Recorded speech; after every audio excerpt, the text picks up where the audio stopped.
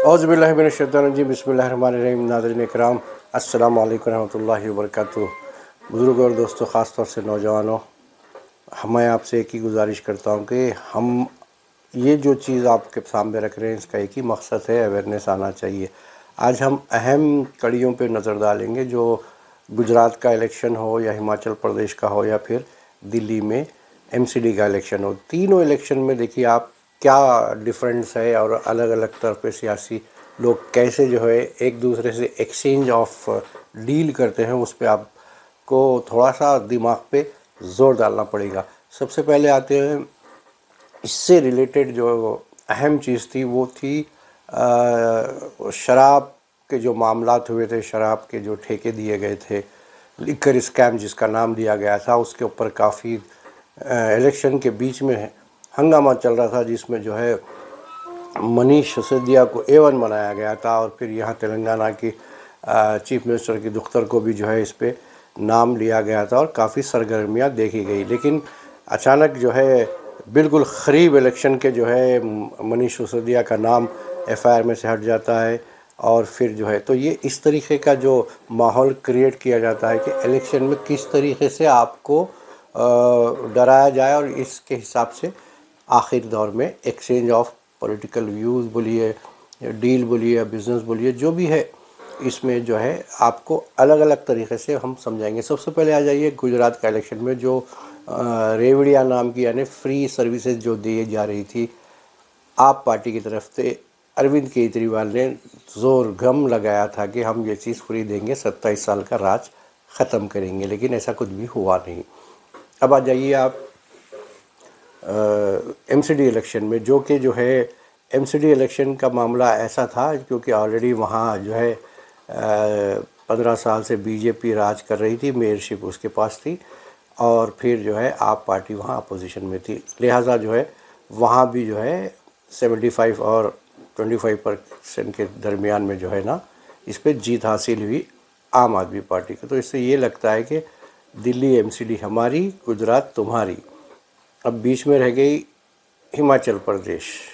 हिमाचल प्रदेश का जो मामला है वो बिल्कुल अंदरूनी झगड़ों का है, यानी एक ही पार्टी के अंदर, क्योंकि बीजेपी के जो सदर है JP नड्डा वहाँ के ख़ुद के लोकल है, वो इंचार्ज भी थे, बहुत सारे ऐसे यूनियन मिनिस्टर्स भी वहाँ भी गए, लेकिन जो है अंदरूनी जो उसके जो गीठियाँ थे वो किसी तरीके से बीजेपी समझ नहीं पाई।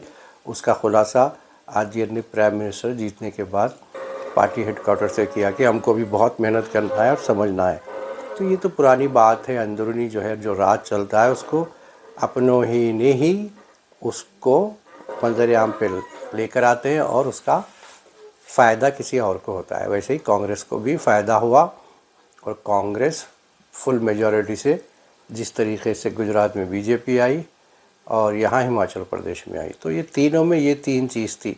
लेकिन एक्सचेंज ऑफ डील जो हुई, क्योंकि आप देखिए एक्सचेंज ऑफ डील मतलब 5 MLA गुजरात से आते हैं, कांग्रेस के 17 आते हैं और फिर जो है बीजेपी तो फिर फुल टू मेजॉरिटी से आती है। तो बीजेपी ने जो भी जोर लगाना था प्राइम मिनिस्टर ने और अमित शाह ने, जो भी टॉप प्रायोरिटी है उन्होंने जोर लगाया, इसलिए कि उनको डाउट था उस। लेकिन 5 सीट आने पर आप पार्टी क्यों रुक गई? 5 सीट का यही मामला था कि उनको नेशनल पार्टी का दर्जा दिया जाए, यानी नेशनल पार्टी बीजेपी का दर्जा देने में कामयाब रहे, इसलिए कि अपोजिशन कांग्रेस के बाद तीसरी अपोजिशन 5 अगर MLA आते हैं तो वो फ्लोर लीडर उनका होता है असेंबली के अंदर। तो वो वहाँ पे भी वैसा ही हुआ और उसी दरमियान में जो है ना हमारे पास TRS की जगह BRS हुई। सेम डे इलेक्शन कमीशन ने उनको भी जो है इजाज़त दे दी, उनको भी इजाज़त दे दी। तो ये तीनों का कहीं ना कहीं से जैसा जिस तरीके से जो है लिकर स्कैम में नाम था और उसी तरीके से सियासी हिसाब से भी ये लोग अपने अपने काम में मिडिल पर्सन बन के या फिर जो है डील की डीलिंग में जैसे किसी को समझ नहीं आता, ये एनालाइज है कि किस तरीके से आपको करना पड़ता है। अब रही बात रोने और गोद में उठाने की बात, तो वो आवाम समझ गई है कि अगर आपको सियासी तौर पे मुसलमानों को अगर होश में, या फिर जो है आपको कोई अच्छी तालीम की बात करना है, हिंदू मुसलमान से तो ये कुछ होने वाला नहीं है। वो आपको समझ में आ गया। एमसीडी इलेक्शन में भी कहीं आज़ादी उम्मीदवार बहुत ही कम जो वहाँ के लोकल थे वही जीते, और लोकल पार्टी के हिसाब से जीते।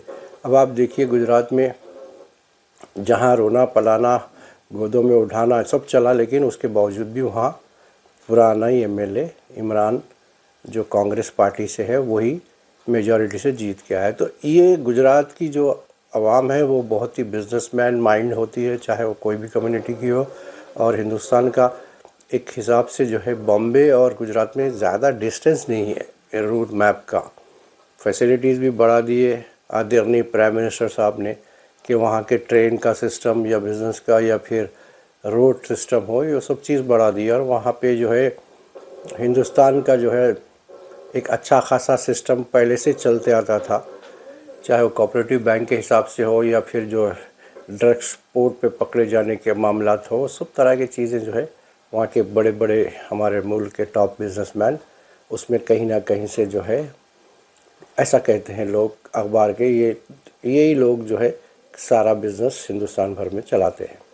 तो बहरहाल देखिए, आप अगर किसी भी मामले में अगर किसी से लड़ते हैं झगड़ते हैं, वो तो पॉलिटिकल पार्टी ऐसा नहीं करती, एक्सचेंज डील करती। उनका झगड़ा यही रहता कि वक्त आने पे सही टाइम पे सही वक्त पे इसका कारोबार किया जाए, यानी बिज़नेस।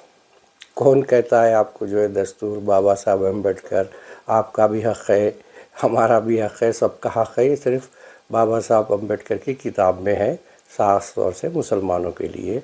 आप लीगल सब्जेक्ट में किसी को आप समझा नहीं पाए। हिंदुस्तान में मुस्लिम पर्सनल लॉ बोर्ड जैसी संस्था है, ऑर्गेनाइजेशन है, किसी को लीगल सपोर्ट के हिसाब से आप जो है अवेयरनेस नहीं ला सके। किसी को जो है लिंचिंग के मामले में हो, आप उसमें अवेयरनेस नहीं ला सके। अब देखिए बाबरी मस्जिद का जो मामला है वो बिल्कुल जो है 0% उस पर उम्मीद है, तैयारी हो रही है, तेज़ी से चल रही है, और मस्जिद की भी बुनियाद शायद रखी जा चुकी है। लेकिन वहाँ के जो मुलज़िमीन थे वो आहिस्ता आहिस्ता सब छूट रहे हैं। उस पर हमने देखा कि एक बयान मुस्लिम पर्सनल लॉ बोर्ड का आया जो कि हम वो मुलज़िम उनके ख़िलाफ़ PIL डालेंगे। तो बहरहाल भाई, जो करंट इशू है अल्लाह के लिए जो है ना, उस पर PIL डालिए। जैसा यूपी का चीफ मिनिस्टर योगी ने कहा कि भाई एक चौरस्ते से दूसरे चौरस्ते पे जाने के बाद अगर कोई छेड़ता है उसको ढेर कर दिया जाएगा। तो ये कौन सी भाषा है, ये कौन सी लैंग्वेज है? इस पे आप प्रेस कॉन्फ्रेंस लीजिए मुस्लिम पर्सनल बोर्ड वाले हजरात, इससे बताइए 2023 में जो आपको जो समेत कराने जा रहे हैं आप G20 की, उसमें ताकि सब लोग देख सके, सब लोगों को मालूम पड़े कि भाई डेमोक्रेसी में क्या इस तरह की अल्फाज एक चीफ मिनिस्टर जो है बोल सकते हैं, या फिर जो है ढेर कर दो मार दो, ये डेमोक्रेसी के ख़िलाफ़ है। इस तरीके से आपको आगे आना चाहिए मुस्लिम पर्सनल लॉ बोर्ड को। मुस्लिम पर्सनल लॉ बोर्ड खाली बाबरी मस्जिद के इश्यूज़ पे हमने देखा कि बिल्कुल ही जो है 20-30 साल से वो है, और बाकी जो है निश्तन गुफ्तन बर्खास्तम वही चलता है लोगों का। तो उसको आपको नौजवानों को समझना चाहिए। जहाँ जहाँ स्टेट में ये लोग मेंबर हैं उनको पूछिए, उनको फ़ोन नंबर पे रेगुलरली उनको एडवाइस दीजिए कि इस तरीके से नौजवान रखिए। क्योंकि अब देखिए जितने मौलाना हैं दाढ़ी और टोपी रखने वाले, वो आपके हमदर्द नहीं हो सकते, इसलिए कि बदरुद्दीन जो है अजमल ने जो हरकत की है इलेक्शन 2002 दिन पहले गुजरात हो या उसमें, एक उन्होंने हिंदू मुस्लिम का बैन दिया और फिर दूसरे दिन पार्लियामेंट में हंसते हुए बोले कि आप बम्पर मेजॉरिटी, और ये भी मुंह से बोल लिए कि लोग बोलेंगे आप बीजेपी की तारीफ़ कर रहे हैं। हर सियासी तौर पे तो आप कर चुके जो काम करना था, और फिर आप तो जो है अब क्रेडिट लेने के चक्कर में अनुराग ठाकुर की तारीफ़, बीजेपी पार्टी की गुजरात में जीत की जो आपने तारीफ़ की, कभी कभार जो है हमें लगता है कि अपनी बोटी के लिए लोग जो है पूरे बकरे कुर्बान कर देते हैं खाली मुसलमानों के मामलात में। तो ये इसका हिसाब ज़मीन पे तो आप कहीं ना कहीं से शायद बच ही जाएंगे मांडवाली करके, लेकिन ऊपर वाले के पास ज़मीन पे हिसाब दे के आखिरी दौर में जाने से पहले अगर हिसाब नहीं मिल सका तो आपको आने वाली आपकी नस्लें हिसाब देंगी। ऐसा सियासतदानों को नहीं बल्कि हर इंसान को जो किसी के जो है मामलात में इन्वॉल्व होता है। पेज के मामले में जो भी है, हम फिर एक मरतबा आपसे गुजारिश करेंगे पेज को लाइक करिए, शेयर करिए, ताकि हमारा जो मकसद है लोगों को पास इसका मैसेज जाए और नई नस्ल को इसका फ़ायदा हो सके। अस्सलाम वालेकुम रहमतुल्लाहि व बरकातहू।